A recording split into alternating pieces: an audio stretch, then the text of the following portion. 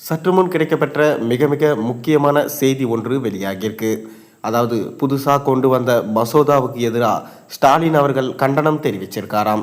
இதனால் ஸ்டாலினோட பதவிக்கு ஆபத்து ஏற்பட அதிக வாய்ப்பு இருக்கிறதா சொல்லப்படுது. அதாவது பதவி பறிப்பு மசோதாவுக்கு தமிழக முதல்வர் ஸ்டாலின் கடும் கண்டனம் தெரிவிச்சிருக்காரு. இந்தியாவை சர்வாதிகார நாடா மாற்றும் முயற்சி இது என முதல்வர் ஸ்டாலினை விமர்சிச்சிருக்காரு. 30 நாட்கள் சிறையில் இருந்தாலே பிரதமர், முதலமைச்சர், அமைச்சர்கள் பதவியை பறிக்கும் வகையில் மக்களவையில் மசோதா தாக்கல் செய்யப்பட்டதற்கு தமிழக முதலமைச்சர் ஸ்டாலின் கண்டனம் தெரிவிச்சிருக்காரு. நாடாளுமன்ற மழைக்கால கூட்டத்தொடர் நாளையோடு நிறைவடைது. இந்நிலையில் மக்களவையில் 3 முக்கிய மசோதாக்கள் மத்திய உள்துறை அமைச்சர் அமித்ஷா இன்று தாக்கல் செஞ்சிருக்காரு. அதன்படி பதவி பறிப்பு மசோதாவை மத்திய உள்துறை அமைச்சர் அமித்ஷா இன்று தாக்கல் செஞ்சார்.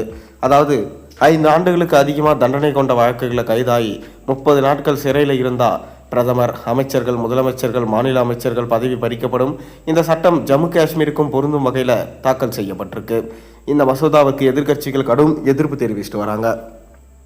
இந்நிலையில் பதவி பறிப்பு மசோதாவுக்கு தமிழக முதல்வர் ஸ்டாலின் கடும் கண்டனம் தெரிவிச்சிருக்காரு. முதல்வர் ஸ்டாலின் இது தொடர்பாக வெளியிட்டிருக்க பதிவில், ஜனநாயகத்தின் வேரை தாக்கும் இந்த மசோதாவை வன்மையாக கண்டிக்கிறேன். இந்தியாவை ஒரு சர்வாதிகார நாடா மற்றும் இந்த முயற்சிக்கு எதிராக அனைத்து ஜனநாயக சக்திகளும் ஒன்றுபட வேண்டும் என முதல்வர் ஸ்டாலின் தெரிவிச்சிருக்காரு. மேலும் 130வது அரசியலமைப்பு திருத்தம் சீர்திருத்தம் அல்ல, இது ஒரு கருப்பு நாள், இது ஒரு கருப்பு மசோதா. 30வது நாள் கைது, தேர்ந்தெடுக்கப்பட்ட முதல்வரை பதவி நீக்கம் செய்தல், விசாரணை இல்லை, தண்டனை இல்லை. இது பாஜகவின் கட்டளை மட்டுமே. வாக்குகளை திருடுதல், போட்டியாளர்களை அமைதிப்படுத்தல் மற்றும் மாநிலங்களை நசுக்குதல் என சர்வாதிகாரங்கள் இப்படித்தான் தொடங்குகின்றன. ஜனநாயகத்தின் வேரையே தாக்கும் இந்த மசோதாவை நான் கடுமையாக கண்டிக்கிறேன்.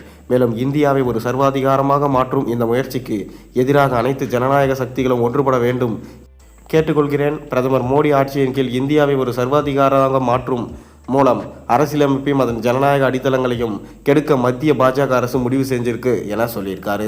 வாக்கு திருட்டு அமல்படுத்தப்பட்ட பிறகு மத்திய பாஜக அரசு அமைக்கப்பட்டதற்கான மக்களின் ஆணையே கடுமையான கேள்விக்குறியாக இருக்கு. அதன் சட்டப்பூர்வமான தன்மை சந்தேகத்திற்குரியது. மோசடி மூலம் மக்களின் ஆணையை திருட பாஜக இப்போது இந்த அமல்படுத்துதல் இருந்து பொதுமக்களின் கவனத்தை திசை திருப்ப தீவிரமாக இருக்காங்க.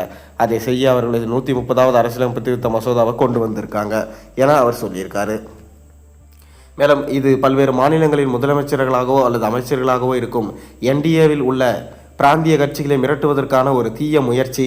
எந்த ஒரு வளர்ந்து வரும் சர்வாதிகாரியின் முதல் நடவடிக்கையும் போட்டியாளர்களை கைது செய்து பதவியிலிருந்து அகற்றுவதற்காக அதிகாரத்தை தனக்கு வழங்குவதாகும். இந்த மசோதா அதைத்தான் செய்ய முயல்கிறது என தெரிவிச்சிருக்காரு.